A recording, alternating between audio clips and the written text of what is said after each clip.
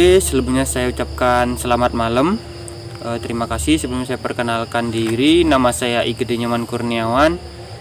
Sini saya selaku petugas dari instalasi perusahaan PT Pepandayan Cocoa Industri yang di sini bermitra dengan petani binaan kita di wilayah Lampung Timur. Perusahaan kami yang bergerak di bidang sertifikasi biji. Selain sertifikasi biji, kita juga membina bapak-bapak petani, khususnya petani kakao Papandayan. Di sini kita emang membina dari awal, dari pembuatan bibit sampai panen sampai penjualan. Jadi di sini saya akan membahas mengenai budidaya kakao dari tahap pemilihan bibit unggul sampai tanam. Baik, yang pertama kali yang kita persiapkan yaitu pemilihan bibit unggul. Kenapa pemilihan bibit unggul? Karena tanaman kakao ini sendiri memang tanaman tahunan yang dari mana tanaman ini dimanfaatkan berbuah itu minimal 1,5 tahun, dan nanti jangka panjangnya emang dia sampai umur 17 tahun. Jadi pemilihan bibit ini sangat menentukan keberhasilan dari si petani kakao tersebut. Jadi kita bahas dulu bibit apa sih yang berkualitas. Jadi bibit yang berkualitas itu bibit yang pertama tahan sama penyakit, yang kedua produksinya tinggi.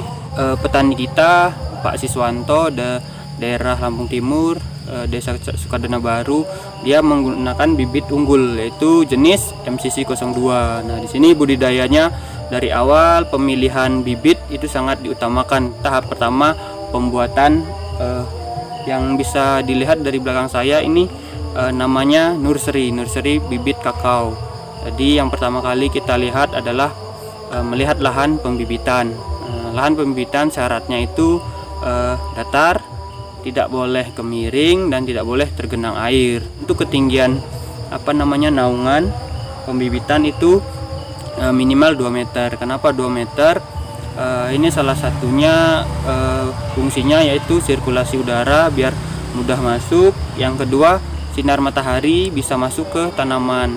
Jadi tanamannya tercukupi untuk sinar matahari sama sirkulasi udara, karena itu mempengaruhi adanya hama dan penyakit dan perkembangan si tanaman. Penyiapan polybag ini ada media yang harus kita siapkan. Yang pertama, tanah topsoil. Untuk wilayah Lampung Timur sendiri emang tanahnya cukup bagus, pH tanah kisaran 5,6 untuk wilayah Lampung Timur. Yang kedua, pupuk organik, pupuk kompos. Pupuk kompos bisa kita gunakan dari pupuk kandang yang udah dikomposin, tapi ya kenapa kalau misalkan masih basah belum dilakukan pengomposan. Nah, ini yang menyebabkan nanti adanya jamur Phytophthora.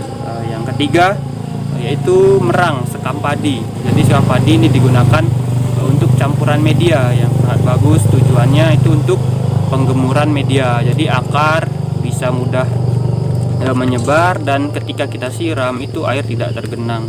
Jadi itu. Terus yang keempat dolomit. Yang kelima itu ada namanya pupuk majemuk NPK Mutiara. Jadi setelah kita udah persiapkan media kita udah campur dengan perbandingan medianya tadi teman-teman, yaitu untuk tanah itu 4 arku, merang 2 arku, dan pupuk organiknya itu bisa 1 arku. Jadi ada perbandingnya 4 2 1 gitu teman-teman. 4 tanah topsoil, 2 merang, terus yang ketiga pupuk organiknya 1 arku. Nah, jadi untuk campuran media ya, biar pas untuk media dasarnya. Nah, setelah penyiapan media dasar udah di polybag, jangan lupa kita siram dengan kapasitas lapang. Tujuannya untuk penyiraman kapasitas lapang ini dari atas sampai ke bawah itu udah meresap.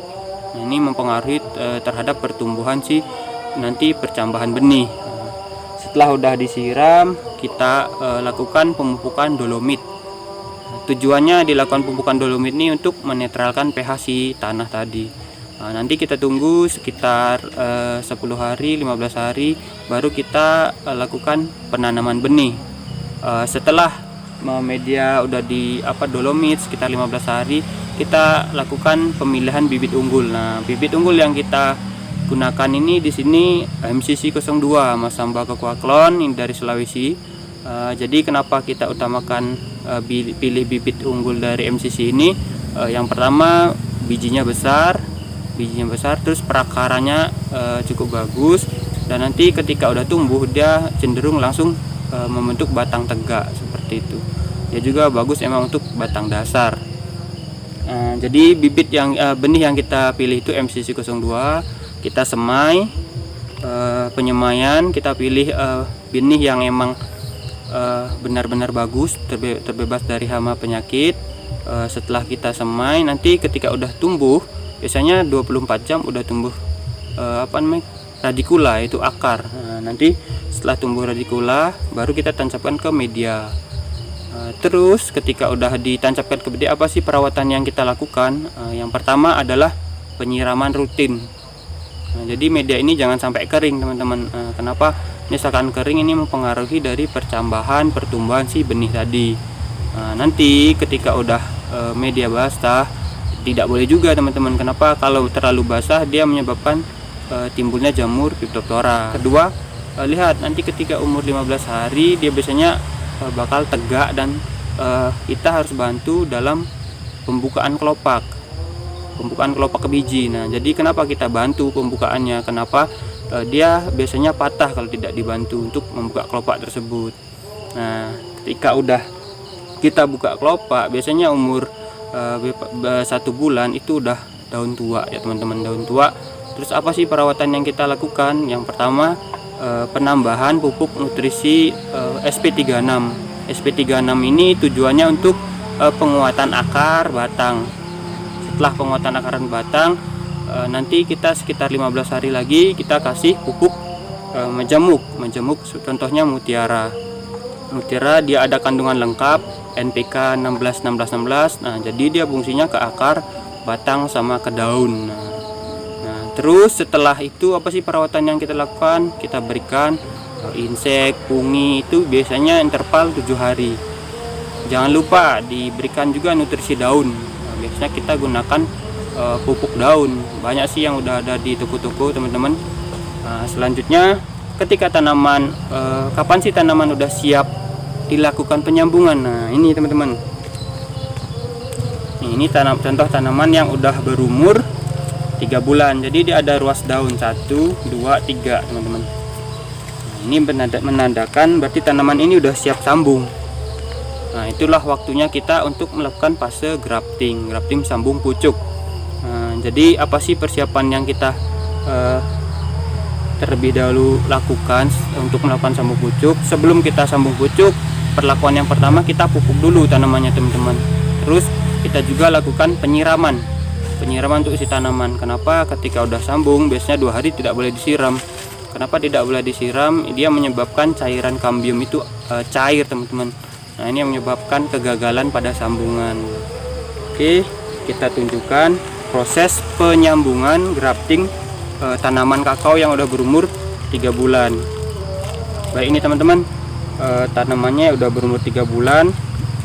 Sebelumnya kita pilih entres yang unggul. Nah, ini salah satunya entres. Entres ini adalah cabang plagiotrop, cabang yang ke atas, cabang produksi. Nah, ini yang bakal digunakan untuk menyokong produksi tinggi.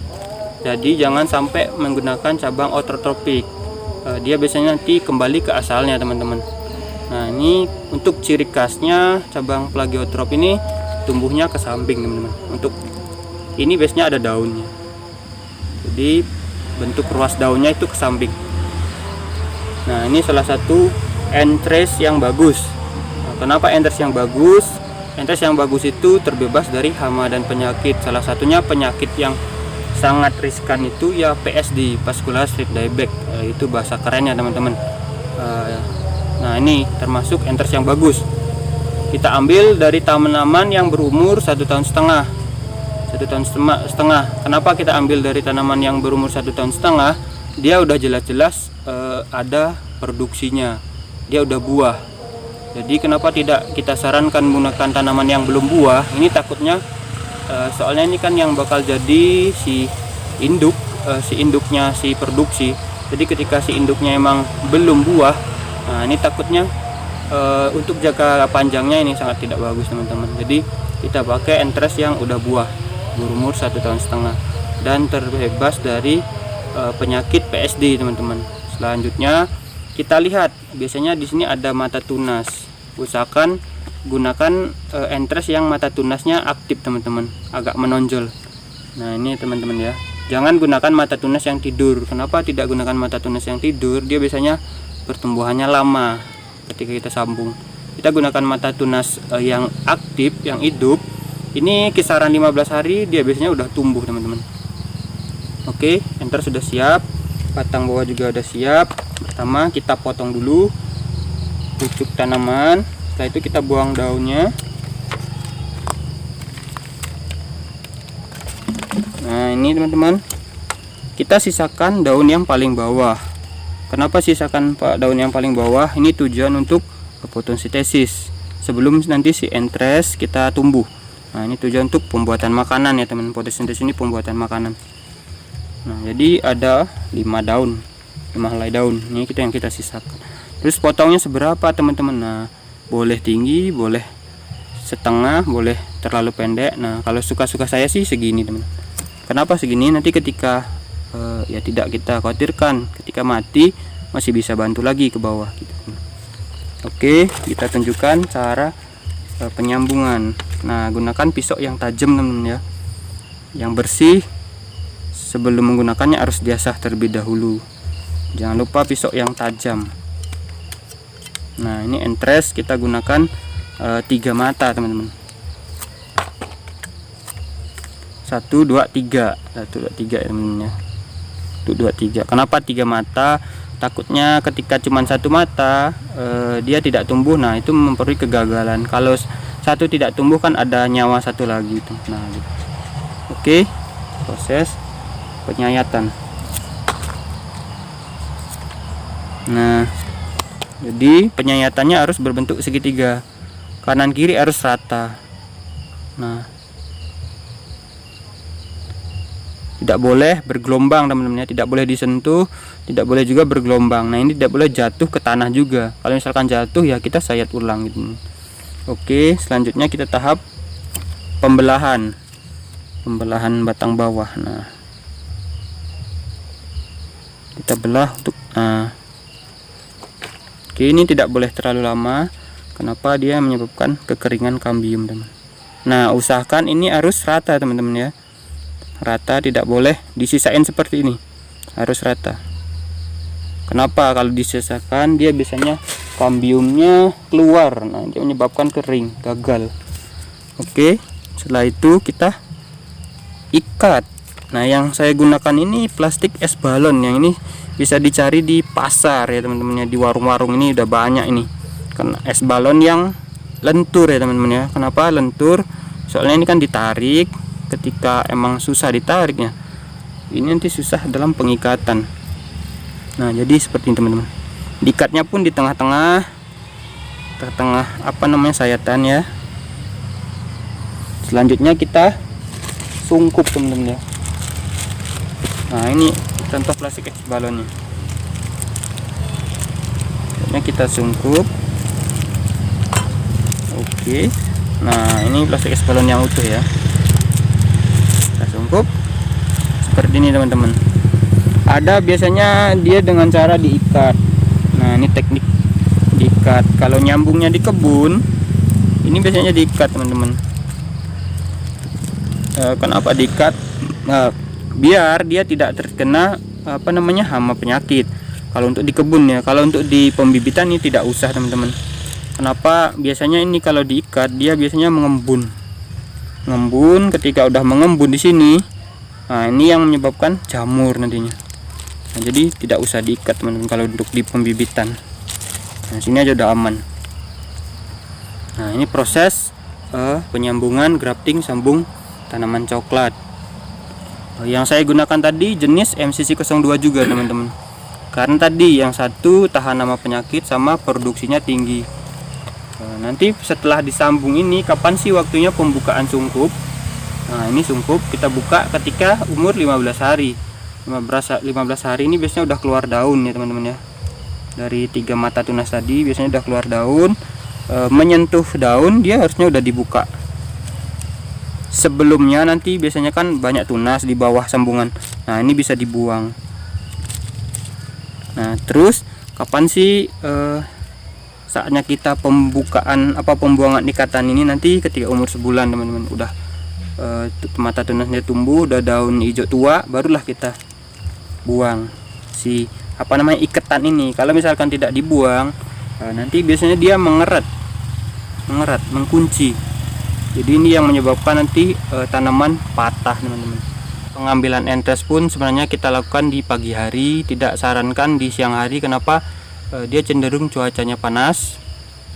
Terus kapan sih ketika kita ambil entres, kapan kita sambung? Yang lebih bagus itu sebenarnya 1 hari itu kita nyari entres, 1 hari itu kita sambung teman-teman. Boleh sih interval 2 hari, yang penting cara pembungkusan si entres kita menggunakan plastik, kedap terhadap udara. Terus kenapa ini posisinya malam hari? Tadi pagi saya menyari entres, malamnya saya lanjut penyambungan teman-teman. Kenapa? Malamnya ini cenderung kan tidak ada sinar, jadi bisa dipotong seperti ini. Nah, ini dalam kapasitas banyak, ini kambingnya masih ada, biar tidak cepat kering teman-teman. Jadi saya sering nyambungnya malam hari, jadi tingkat keberhasilan ya relatif tinggi teman-teman, karena sinar itu mempengaruhi tingkat keberhasilan dalam penyambungan teman-teman. Jadi kita tidak butuh sinar yang kayak matahari terik gitu teman-teman, karena itu mempengaruhi entres cepat kering gitu. Jadi yang saya lakukan ya setiap malam hari, lebih enak, lebih tingkat keberhasilannya lebih tinggi. Terus setelah kita nyambung tumbuh, nanti biasanya umur 2 bulan barulah kita siap tanam di kebun. Jadi sebenarnya perawatan ketika sebelum tanam di kebun ya sama aja, semprot insek bungi, pupuk daun, pupuk dasar. Nanti ketika udah siap 3 bulan sambung, nanti umur 6 bulan itu kita tanam di lahan. Sama aja, kita pembuatan lubang jarak tanam 3x4 untuk coklat yang bagus. Sebelum kita tanam, kita siapkan dulu penaungnya seperti pisang.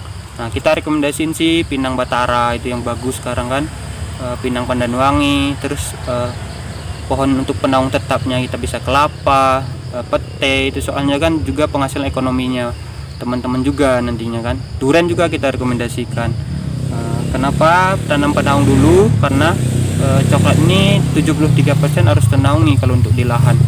Nah, jadi kita tanam penaung dulu, setelah itu tanam coklatnya, jarak tanam 3x4. Ukuran lubang yang bagus itu 40x40 cm.